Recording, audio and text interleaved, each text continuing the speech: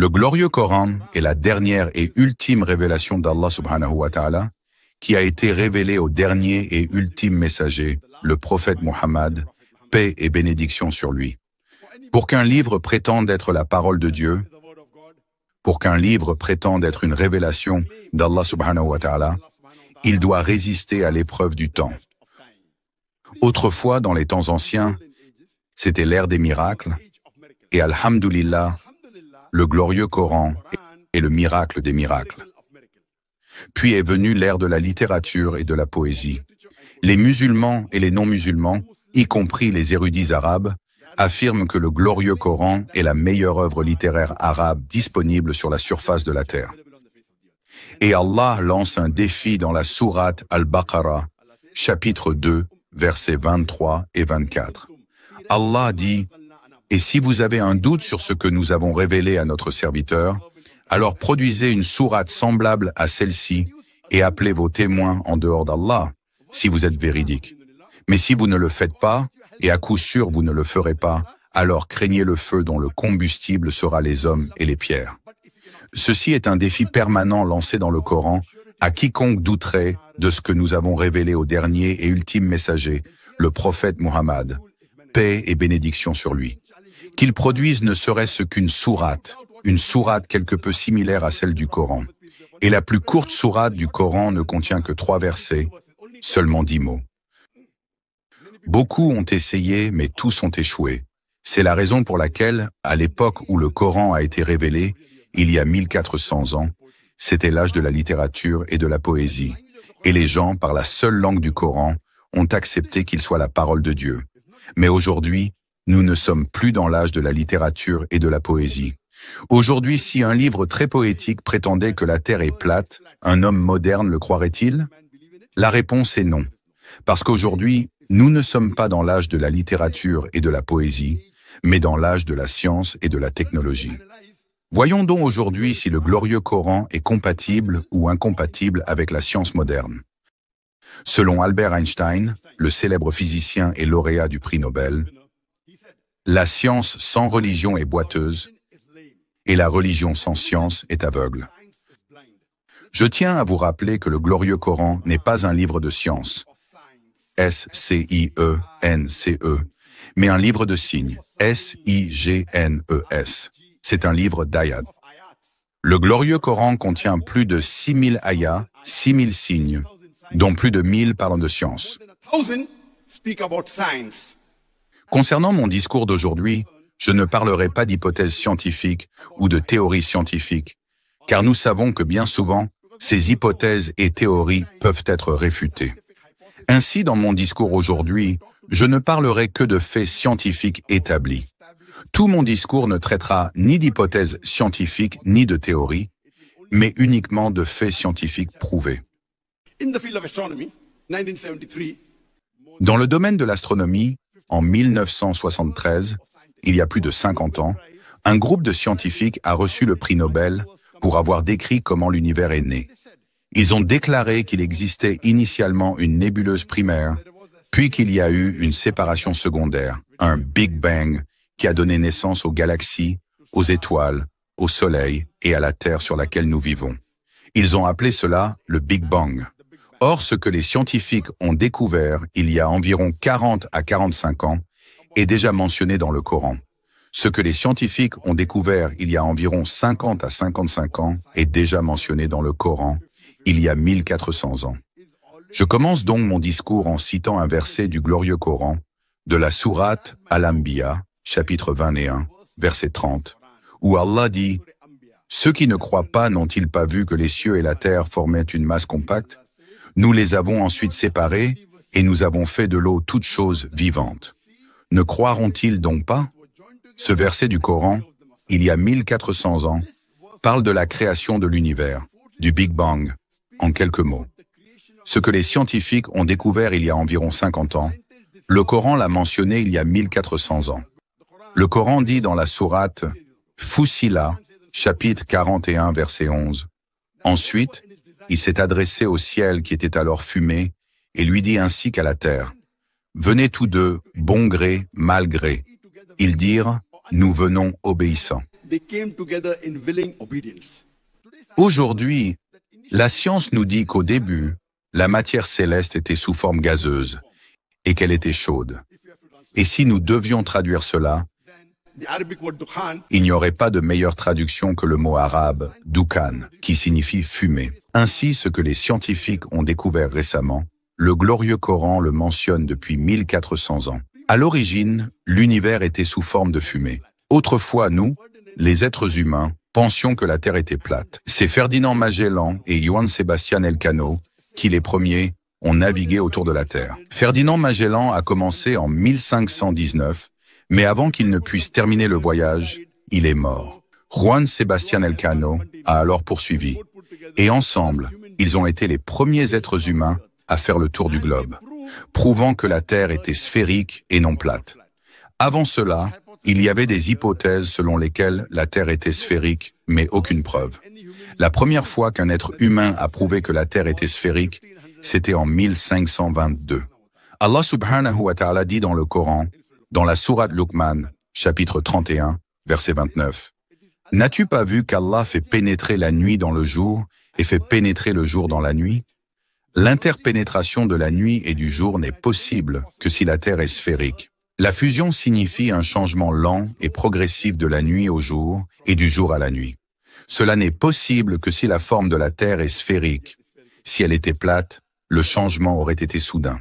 Le Coran dit dans la sourate Az-Zumar, chapitre 39, verset 5, « Il enroule la nuit sur le jour et enroule le jour sur la nuit. »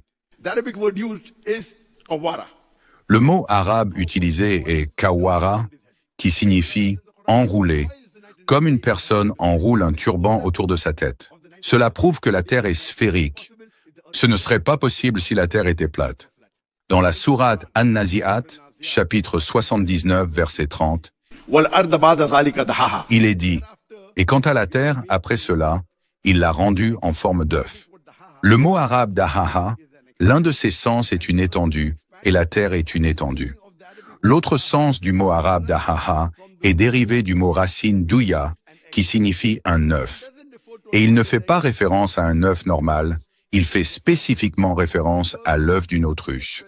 Il fait même référence à l'endroit où l'autruche pond son œuf.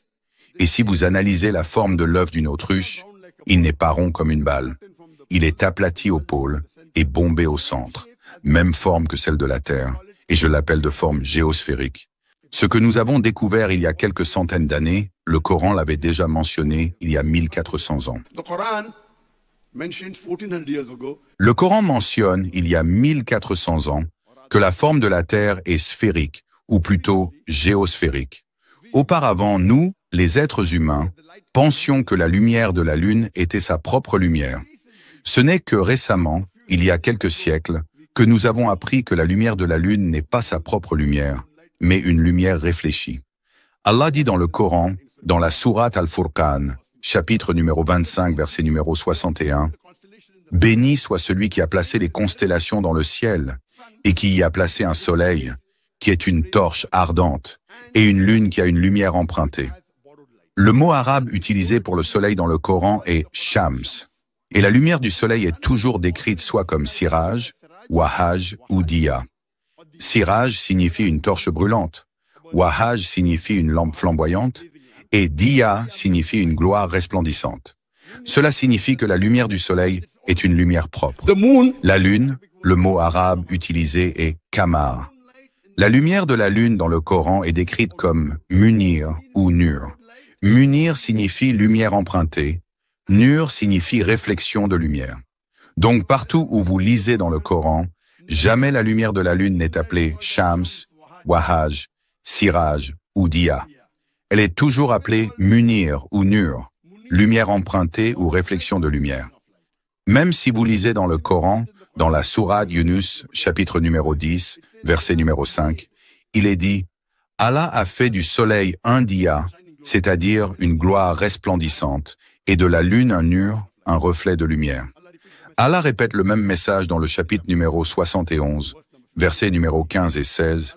« Allah a fait du soleil un diya, une gloire resplendissante, et de la lune un nur, une réflexion de lumière. » Alors, imaginez ce que nous avons appris récemment. Le Coran le mentionne il y a 1400 ans, que la lumière de la lune n'est pas sa propre lumière, mais une lumière réfléchie. Ainsi, puisque le Coran parle du Big Bang, de l'état initial de l'univers qui était gazeux, de la forme sphérique de la Terre et du fait que la lumière de la lune est une lumière réfléchie, diriez-vous que le glorieux Coran est compatible ou incompatible avec la science moderne? Il y a plusieurs siècles, les gens pensaient que la Terre était le centre de l'univers et que toutes les planètes tournaient autour de la Terre. Cela s'appelait le géocentrisme. Pendant des siècles, jusqu'à Copernic, au XVIe siècle, qui a dit que les planètes tournaient autour du Soleil. Et Johannes Kepler, dans son livre Astronomia Nova, en 1609, a dit que non seulement les planètes tournent, mais qu'elles tournent aussi sur leur propre axe. Donc, au XVIe siècle, nous avons appris que la Terre n'était pas le centre de l'univers. Et quand j'étais à l'école, j'ai obtenu mon diplôme de 10e année, en 1981, nous avions appris que les planètes et la Terre tournaient et tournaient sur elles-mêmes. Mais nous avions appris à l'école, en 1981, que le Soleil tournait, mais ne tournait pas sur son propre axe. Mais quand j'ai lu un verset du Coran, dans la sourate Al-Anbiya, chapitre numéro 21, verset numéro 33, il est dit « C'est Allah qui a créé la nuit et le jour, le Soleil et la Lune, chacun voyageant dans une orbite avec son propre mouvement. » Ici, le Coran dit que le Soleil et la Lune font Yasbahoun. Yasbahoun est un mot arabe dérivé du mot Sabaha, qui décrit le mouvement d'un corps en mouvement. Si je dis qu'une personne fait Yasba sur le sol, cela ne signifie pas qu'il roule, mais qu'il marche. Si je dis qu'une personne fait Yasba dans l'eau, cela ne signifie pas qu'elle flotte, mais qu'elle nage. Donc dans le Coran, lorsque le mot Yasba est utilisé pour un corps céleste, cela ne signifie pas que le corps vole, mais qu'il tourne sur son propre axe. Ainsi, le Coran dit que le Soleil et la Lune, en plus de tourner autour d'une orbite, tournent aussi sur eux-mêmes. Mais à l'école, à mon époque, on nous avait appris que le Soleil était immobile, bien que cela ait été découvert à cette époque. En 1981, il était connu que le Soleil, en plus de tourner, tournait sur lui-même, mais ce n'était pas encore intégré dans nos manuels scolaires. Maintenant, alhamdoulilah, si vous consultez les manuels scolaires d'aujourd'hui, il est mentionné que le Soleil tourne. Vous pouvez voir l'image du Soleil sur une table et vous savez que le Soleil a des taches noires. Et ces taches noires prennent environ 25 jours pour compléter une rotation, indiquant que le Soleil met 25 jours pour terminer une rotation. Imaginez ce que je ne savais pas à l'école. Le Coran dit que le Soleil et la Lune tournent et tournent sur eux-mêmes, ce que la science a découvert récemment. Le même message que le Soleil et la Lune tournent sur leur axe est mentionné dans la sourate Yassine, chapitre numéro 36, verset numéro 40. Le Soleil et la Lune tournent sur leur propre axe. Le Coran dit, dans la sourate Al-Anbiya, chapitre numéro 20 et 1, verset numéro 32, « Nous avons créé le ciel comme un toit protégé. Nous avons créé le ciel comme un toit protégé. Aujourd'hui, la science nous dit que l'atmosphère au-dessus de la Terre empêche les radiations nocives d'entrer sur la Terre.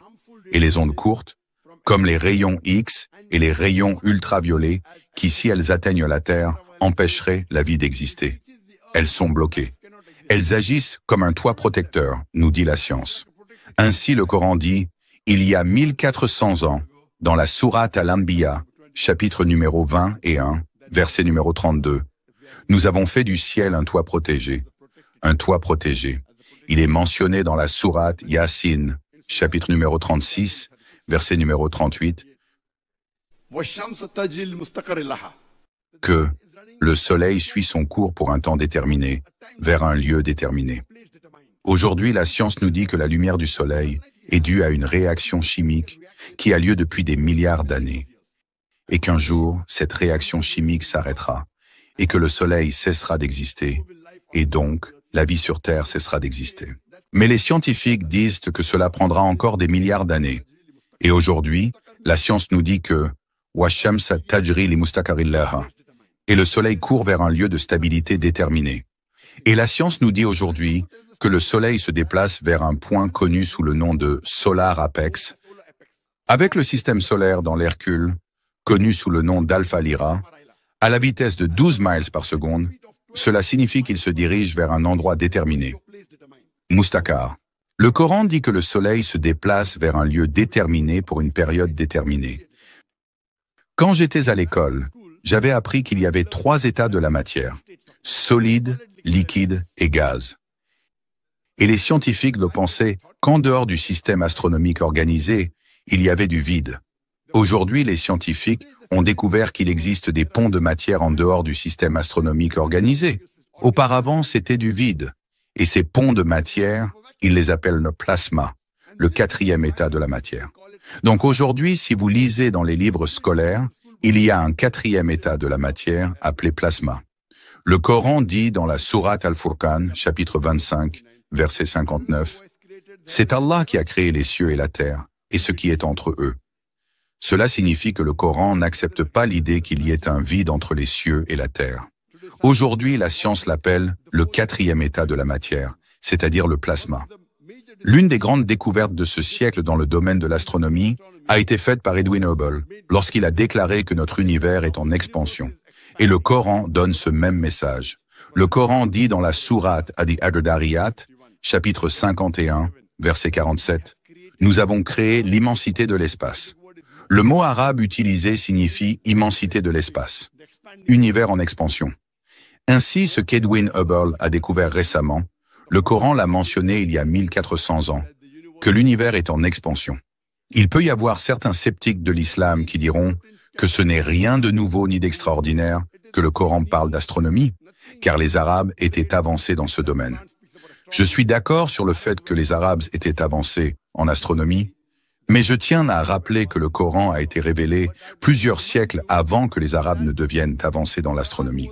Donc, ce n'est pas des Arabes que le Coran a tiré ses connaissances, mais c'est à partir du Coran que les Arabes ont appris l'astronomie. Parlons maintenant du domaine de la physique. Il y a plusieurs siècles, une théorie très célèbre, connue sous le nom d'atomisme, a été formulée par les Grecs. Démocrite, qui a vécu il y a 23 siècles, avait déclaré que l'atome est la plus petite partie de la matière. En arabe, les Arabes l'appelaient Zara. À cette époque, les gens croyaient que l'atome était la plus petite et l'unité indivisible de la matière. Et ce mot Zara, dont parlent les Arabes, est également mentionné dans le Coran. Mais récemment, nous avons découvert que l'atome, bien qu'il soit la plus petite partie de la matière contenant les constituants d'un élément, peut lui-même être divisé en électrons et en protons. Alors, cela signifie-t-il que le Coran est dépassé lorsqu'il parle de Zara? Voyons ce que dit le Coran. Le Coran dit dans la sourate Saba, chapitre 34, verset 3, « Quand les incroyants disent que l'heure ne viendra pas, dis-leur, l'heure viendra sûrement avec la permission de ton Seigneur, et dans son registre, il y a le plus petit détail de Zara, l'atome, et il a connaissance de choses plus petites et plus grandes que l'atome. Ainsi, le Coran n'est pas dépassé, il est à jour. Le Coran dit qu'Allah a la connaissance de l'atome, mais aussi des choses plus petites et plus grandes que l'atome. Le même message est répété dans la sourate Yunus, chapitre 10, verset 61. Dans le registre d'Allah, il y a des choses plus petites et plus grandes que l'atome. Dans le domaine de l'hydrologie, nous avons tous appris le cycle de l'eau à l'école. Le cycle de l'eau que nous connaissons aujourd'hui a été découvert pour la première fois par Sir Bernard Palissy en 1580. Nous avons appris à l'école que l'eau s'évapore des océans, forme des nuages, se déplace vers l'intérieur des terres, se fragmente, s'élève, puis la pluie tombe, et elle retourne dans l'océan, complétant ainsi le cycle de l'eau. Cela a été décrit pour la première fois par Sir Bernard Palissy en 1580. Auparavant, au 7e siècle avant, J.C. Thalès de Milet avait dit que c'était l'écume de l'océan, soulevée par les vents, qui tombait à l'intérieur des terres sous forme de pluie. Les gens croyaient à l'époque qu'ils ne savaient pas d'où provenait l'eau souterraine. Ils pensaient là que c'était la pression des vents sur l'océan qui poussait l'eau à l'intérieur des terres. On croyait qu'il y avait un passage secret sous la terre, ramenant l'eau vers l'océan, et cela s'appelait Tartare dans la mythologie de Platon. Cette croyance a persisté jusqu'au XVIIe siècle avec Descartes. Et au XIXe siècle, on croyait encore à la théorie d'Aristote, selon laquelle l'eau s'évaporait, se condensait dans des cavernes de montagne, et alimentaient ensuite les sources. Ils n'avaient aucune connaissance de l'origine réelle de l'eau des sources. Aujourd'hui, grâce aux avancées scientifiques, nous savons que c'est l'eau de pluie qui s'infiltre dans les fissures du sol et qui forme les eaux souterraines. Allah dit dans le Coran, dans la sourate Luqman, ainsi que dans la sourate Az-Zumar, chapitre 39, verset 21, « Ne vois-tu pas qu'Allah fait descendre l'eau du ciel et la fait pénétrer dans les fissures de la terre? Puis vous voyez des champs ensemencés de différentes couleurs pousser. Si un champ contient des graines, il poussera avec différentes couleurs. » Le Coran dit dans la sourate Ar-Rum, chapitre 30, verset 24, que c'est Allah qui fait descendre l'eau du ciel et qui donne vie à la terre après qu'elle soit morte. Allah dit dans la sourate Al-Mu'minun, chapitre 23, verset 18, que c'est lui qui fait descendre l'eau du ciel et qu'il est capable de la stocker, de l'infiltrer. Il est aussi capable de l'évacuer. Allah dit dans la sourate Al-Hijr, chapitre 15, verset 22, que nous envoyons les vents fécondants. Le mot arabe utilisé est lawaki, qui vient du mot laki, dont la racine est lakaha, qui signifie féconder. Et aujourd'hui, la science nous dit que les vents fécondants transportent le pollen pour fertiliser les nuages, puis il pleut. Ou bien les vents poussent les nuages ensemble et la pluie tombe. Allah décrit le cycle de l'eau en détail. Allah dit dans la sourate An-Nur, chapitre 24, verset 43, que les nuages s'élèvent et qu'il les fait se rassembler en amas, et l'eau, la pluie, tombe du ciel. Allah dit dans la sourate Ar-Rum, chapitre 30, verset 48, que les nuages s'élèvent, se déplacent vers l'intérieur des terres, s'unissent, puis montent et retombent sous forme de pluie. Allah décrit ainsi le cycle de l'eau avec précision. Ce ne sont que quelques versets que j'ai cités. Le Coran décrit le cycle de l'eau dans de nombreux autres versets, comme Sourate Al-Araf, chapitre 7, verset 57, Sourate Ar-Ra'd, chapitre 13, verset 17, Sourate Al-Furqan, chapitre 25, versets 48 et 49, Sourate Fatir, chapitre 35, verset 9, Sourate Yasin, chapitre 36, verset 34, Sourate Al-Jathiyah, chapitre 45, verset 5, Sourate Kaf, chapitre 50, versets 9 et 10.